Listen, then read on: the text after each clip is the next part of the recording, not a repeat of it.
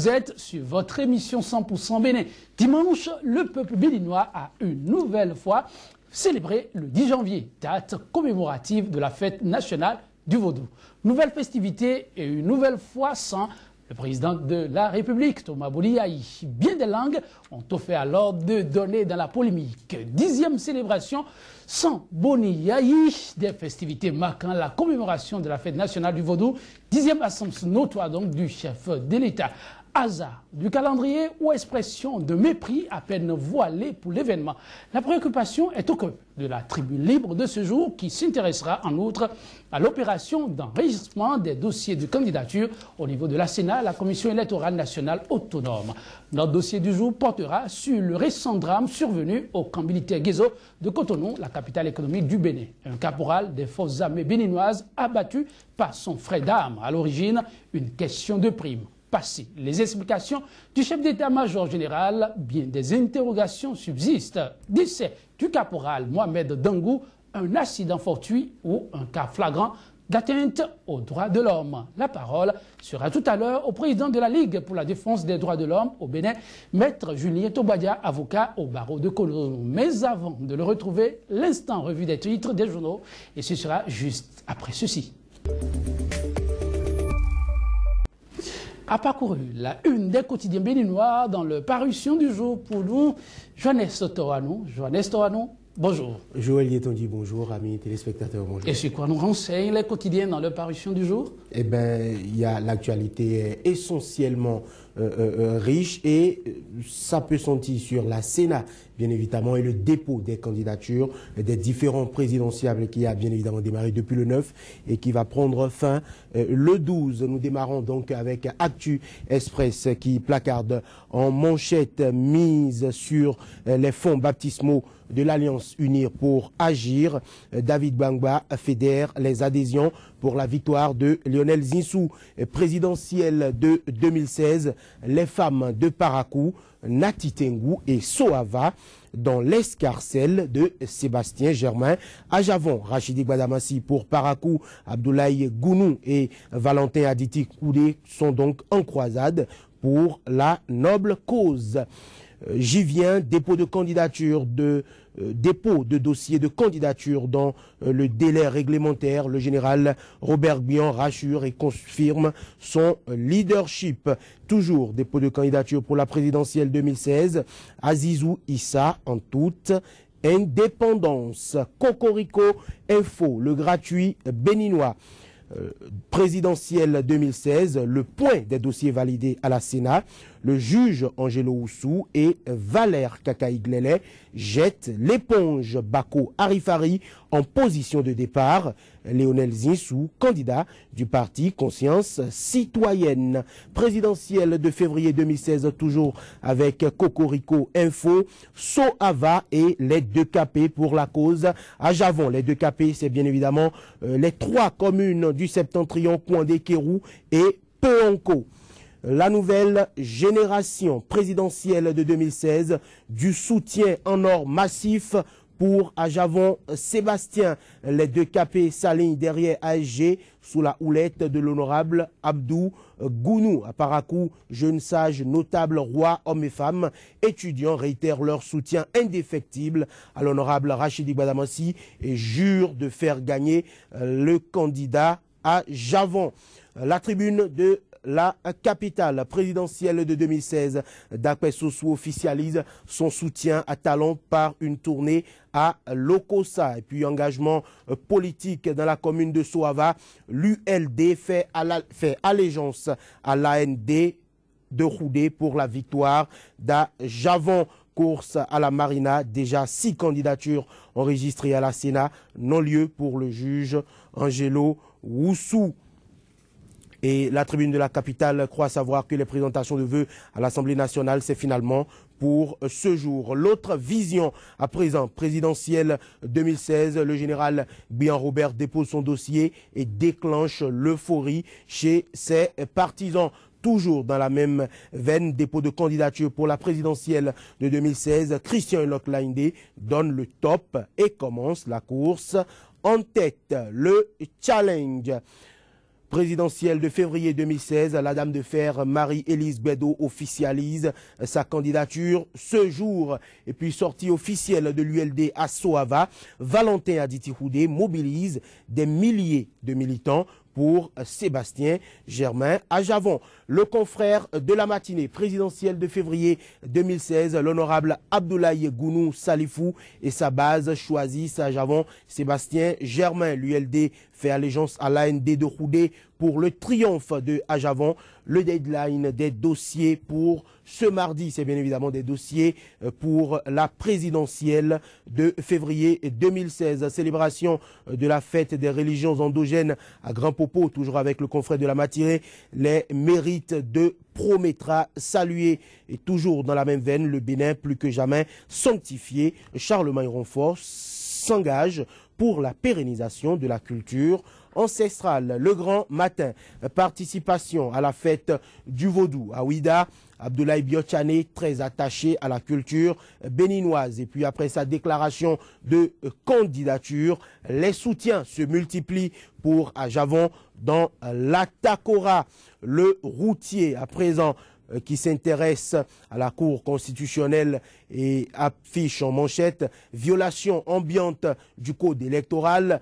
Théodore Wolo, complice, s'interroge le routier. Et après le crime crapuleux commis contre le caporal Dangou, l'état-major sommé de restituer l'intégralité des primes. Toujours avec le routier, dépôt de dossier pour la présidentielle, la Sénat a reçu ses premiers clients. Les pharaons à présent.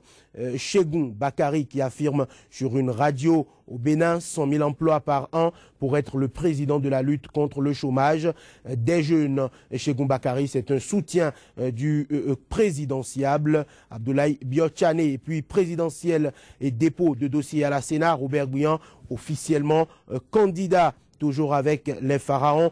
Course à la magistrature suprême, l'honorable Abdoulaye Gounou draine les deux capés derrière Sébastien Ajavon. L'événement précis, réception à la Sénat des dossiers des présidentiables, déjà 9 candidats enregistrés. Abété, Talon, Ajavon, Zinsou, Koupaki et autres attendus. Le juge Angelo Oussou se retire et la commission électorale innove dans l'organisation. Croit savoir l'événement précis présidentiel de 2016, toujours avec l'événement précis des soutiens massifs à Soava et à Natitengou pour Sébastien Ajavon. L'expression présidentielle 2016, 6 candidatures reçues par la Sénat avec en manchette les photos des 6 candidats déjà déclarés.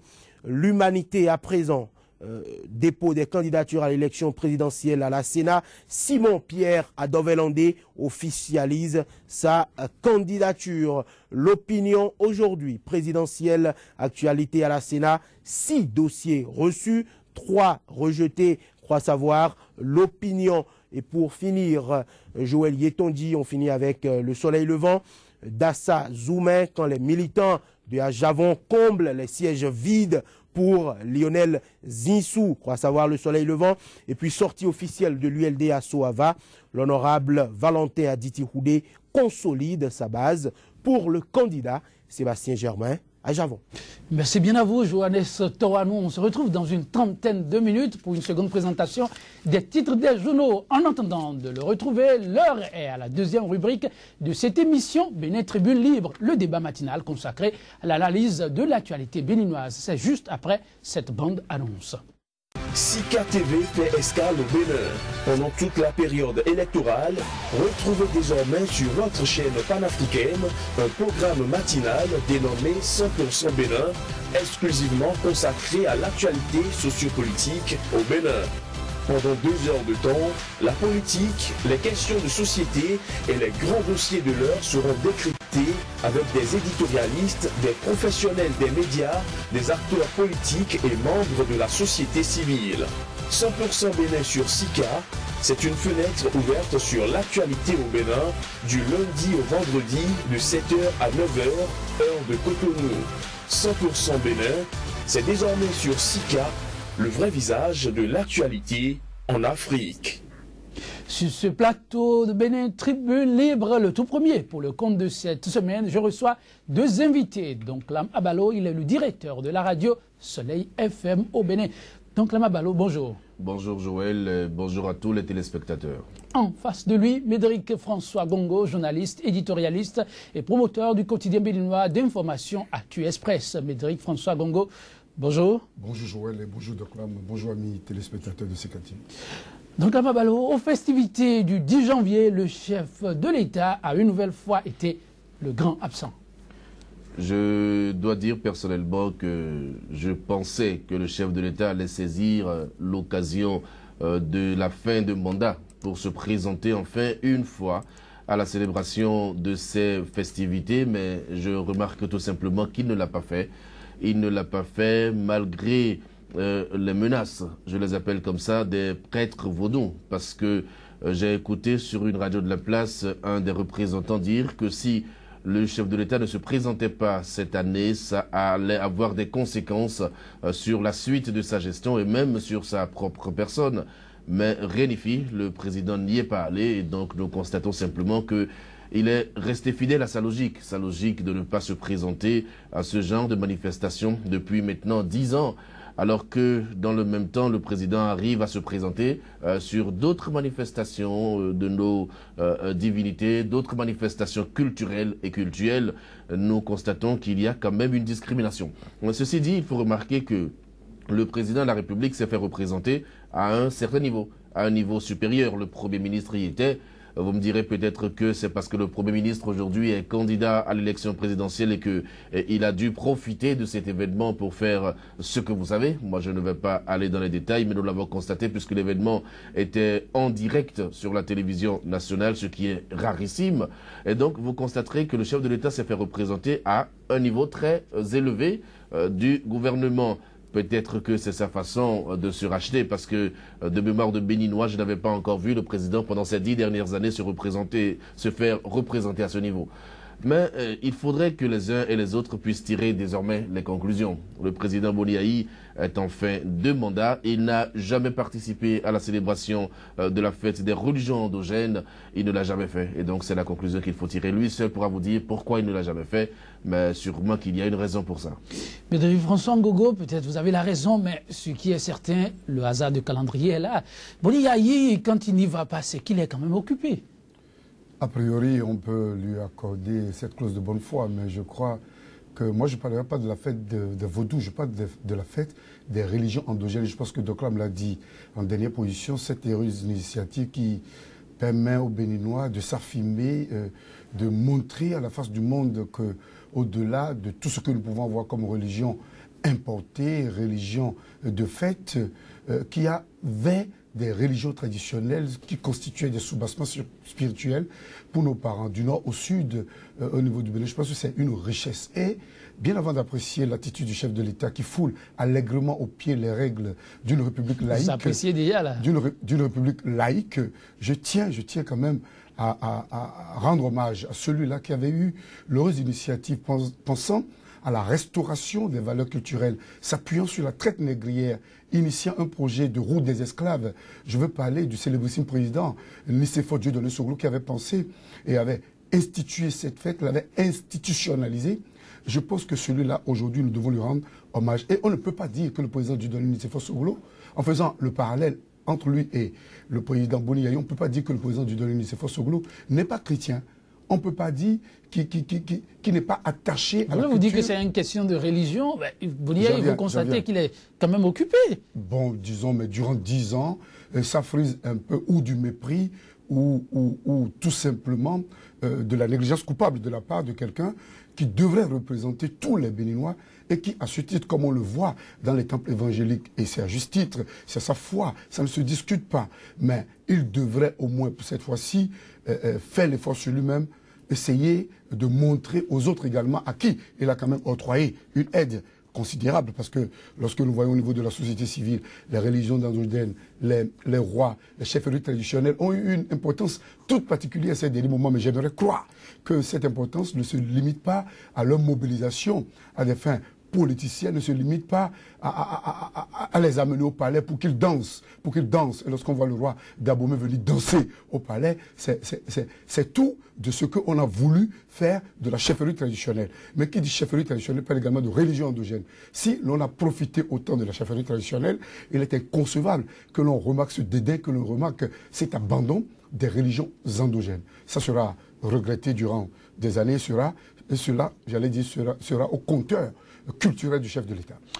Ceci n'est-il pas simplement la marque du chef? C'est vrai, il a dit, prenant les fonctions, il a juré sur les mannes de nos ancêtres, mais est-ce que ceci l'oblige à aller dans les couvents? Ceci l'oblige à faire acte de présence à une fête comme celle-là? Non, il ne s'agit pas d'aller dans les couvents.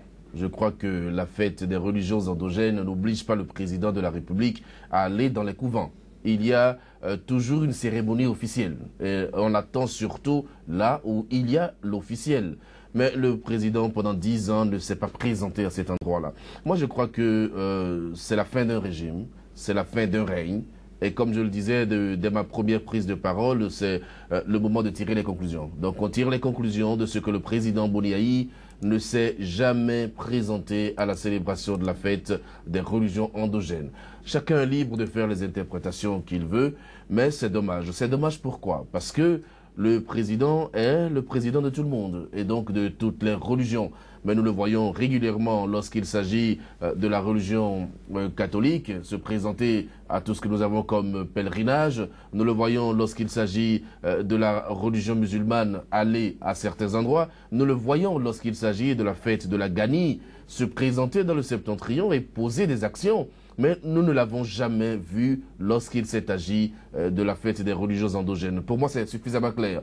Aujourd'hui, que le président a un dauphin, même si en démocratie, on ne saurait parler réellement de dauphin, mais aujourd'hui que le président a un dauphin, nous constatons qu'il s'est fait représenter à la dernière célébration par le dauphin. Le dauphin qui, lui, n'a pas raté l'occasion, n'est-ce pas, de faire son show, je dirais, médiatique. Et ça aussi, on va le dénoncer, mais bon, que voulez-vous, on ne pourra rien contre, parce que nous avons suivi cet événement en direct, comme je l'avais dit, sur la télévision nationale. Et vous avez vu le dauphin du président paré de ses plus, je dirais, beaux atouts, et puis qui était là et qui a fait ce qu'il devait faire, qui s'est présenté en tant que, je ne sais pas, adepte de ce que la culture béninoise peut représenter. Il l'a dit clairement.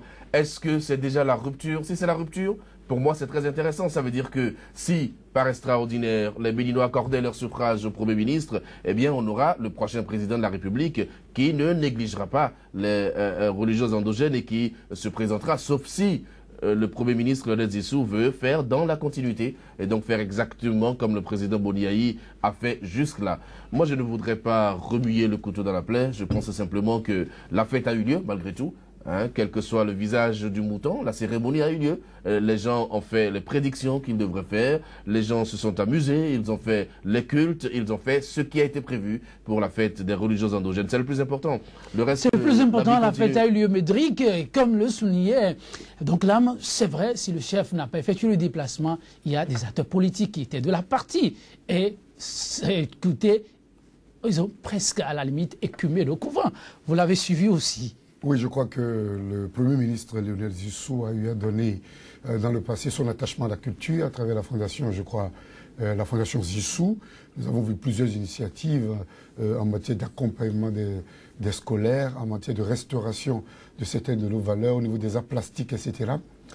Mais je me demande si ce n'est pas une récupération purement politicienne. Je me refuse de le croire, de l'accepter, mais je me limite au constat pour constater, pour remarquer, comme l'a dit également Doclam, que nous avons constaté un penchant du Premier ministre vers les religions endogènes. Est-ce que ce n'est pas une manière pour le Premier ministre de combler un vide que l'on lui reproche? Médric François Gogo, au-delà du Premier ministre, on a vu bien d'autres acteurs politiques présents à ces manifestations. Un engouement qui, pour d'aucuns, ne s'explique pas. Vous avez une explication? Généralement, à la veille des périodes électorales, il y a la foi aux électeurs. La foi aux électeurs. C'est aussi dans les couvents, la foi aux électeurs? Évidemment, la volonté de plaire, la volonté de séduire, la volonté de s'adresser à un pan considérable de l'électorat amène le politique à devenir esclave des événements de cette envergure. Donc je pense qu'on a vu Abdoulaye Biotchane, un bon musulman, bon teint, qu'on voit souvent dans la grande mosquée de Djougou prier. On l'a vu être présent à Ouida. On a vu une ruée des candidats. Cela donne l'importance parlant de la segmentation de l'électorat, de l'importance de la valeur, j'allais dire, des religions endogènes et des adeptes. C'est un grand nombre. Je pense que les statistiques donnent les chiffres. Eh bien, nous pensons qu'il y a plus de la moitié des Béninois ou qui font du syncrétisme religieux ou tout simplement qui sont animistes ou qui sont athées. Donc je pense que dans ce cas de figure, on doit lier l'importance politique à ce grand rassemblement pour renvoyer à la place que la promotion des religions endogènes devrait avoir dans les préoccupations, dans les ambitions, dans les projets de société. Parce que je rappelle que beaucoup de nations, beaucoup de pays font du beurre, font des ressources considérables sur la base de leur culture, de leur valeur intrinsèque, de leur valeur spirituelle et culturelle. Et là où nous sommes, je pense que les Brésiliens, tout simplement, tous ceux qui sont partis, nos parents, qui sont aux États-Unis, constituent une manne considérable. Et si l'on veut développer le tourisme, si l'on veut développer la culture, on doit s'appuyer également sur la promotion des religions endogènes pour faire de l'argent au pays. Et je crois que le président Zissou était là, tous les autres étaient à ces points de rassemblement pour séduire, pour convaincre. Mais je pense que le prolongement doit se constater. Donc, Mabalo, est-ce que déjà vous avez vu de ces projets de société qui font la part belle vraiment à tout ce qui est culturel, à tout ce qui est traditionnel, la promotion de la culture en un mot?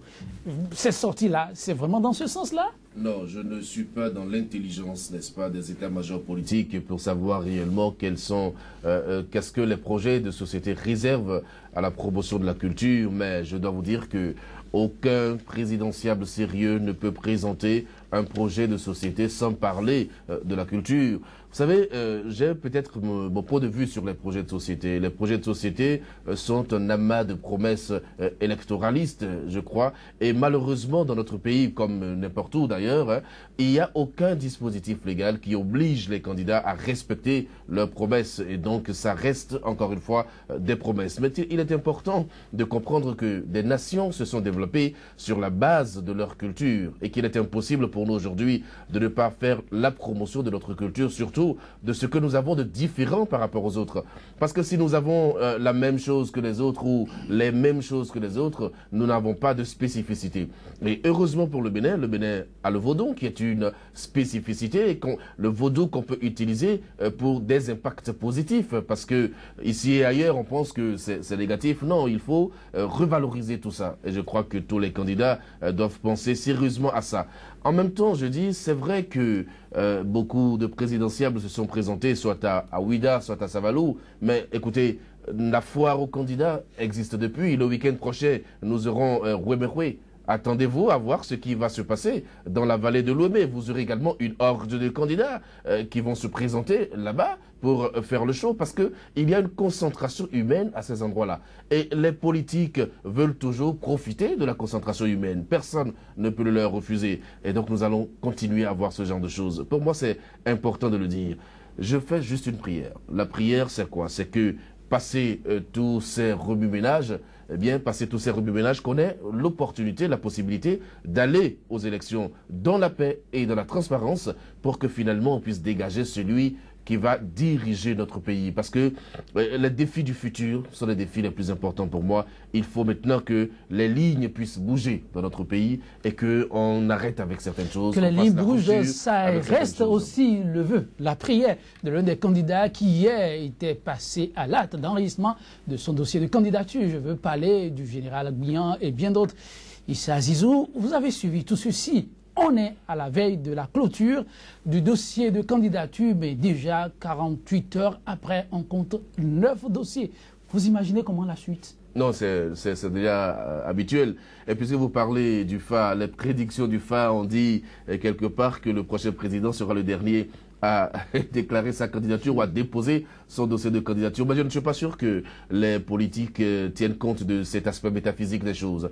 Nous verrons beaucoup de candidats déposer leur dossier le dernier jour mettons demain. Mais entre aujourd'hui et demain, il y aura une forte affluence au niveau de la Commission électorale nationale autonome pour le dépôt des dossiers. Je pense que nous avons pour le moment 5 ou 6 qui ont été validés. J'espère simplement qu'on ne va pas dépasser 15 ou 20 candidats. J'espère que avec la présence des opérateurs économiques dont on suppose qu'ils mettront beaucoup de moyens pour leur campagne, on va voir le nombre se rétrécir, vraiment. Ça, c'est très important pour moi.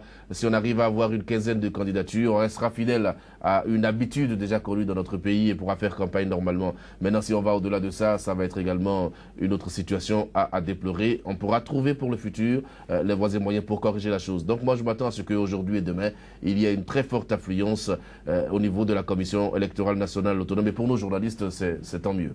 C'est tant mieux, Médéric François Gongo. Très rapidement, on a constaté que, prenant juste en compte les 48 heures pour les dépôts de candidature, il y a 2 noms qui viennent du Nord Bénin. Une partie septentrionale qui était presque la chasse gardée d'un seul homme de par le passé. Aujourd'hui, 2 dépôts de dossiers de candidature. Quand on sait qu'Abdoulaye Biotchane est en pole position et de l'autre côté, Lionel Zissou, candidat du parti au pouvoir, un pouvoir détenu, disons, par quelqu'un qui vient aussi du septentrion. Comment voyez-vous l'électorat du Nord désormais avec le scrutin qui est en vue? Je pense que la candidature du Premier ministre Lionel Zissou, dans une logique d'ethnicisation du vote, de régionalisation du vote et d'une forte tendance vers la religionalisation du vote. C'est aussi la religionalisation qui se profile. Parce que nous pensons que beaucoup feront campagne tout simplement parce qu'ils sont musulmans, tout simplement parce qu'ils sont évangélistes, tout simplement parce qu'ils sont également catholiques. Beaucoup parlent d'un opérateur économique qui serait la chasse gardée, l'œil de l'Église romaine au niveau du Bénin. Donc je crois que nous allons également vers la religionalisation de l'électorat, ou du vote, j'allais dire. Mais je constate, pour revenir exactement au département du Nord, aux 4 départements du Nord qui sont dans une fourchette de 25 à au plus 30% avec une forte marge à la baisse, nous avons une implosion de l'électorat du fait de l'inexistence d'un poids lourd.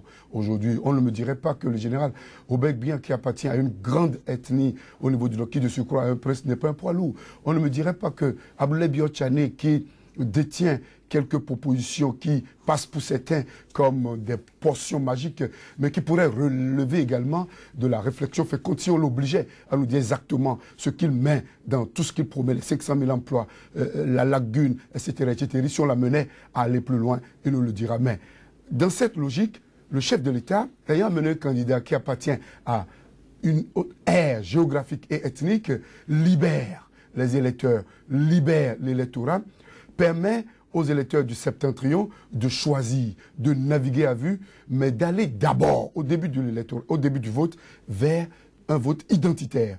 On aura un repli identitaire, on aura un retour vers le naturel qui amènera 2 candidats de taille, je parlais de Général Obek-Bien et de Abdoulaye Biotchane, à partager cette manne électorale que voulait bien reverser dans l'escatelle du Premier ministre, le président Boniaï. Mais l'un dans l'autre, lorsque les 3 millions d'électeurs qui sont au niveau des départements de la partie méridionale, en plus des 300 000 électeurs qui sont au niveau des collines, décideront, je crois que cette fois-ci, nous allons vers une forte tendance vers, j'allais dire, une délocalisation du pouvoir d'État vers la partie méridionale, quitte à ce qu'au niveau de la partie méridionale, il n'y ait pas une explosion de candidatures comme on le constate aujourd'hui et comme l'a regretté tout à l'heure Doclam. Je pense que nous allons vers des candidats de taille. Au plus, nous en aurons 8.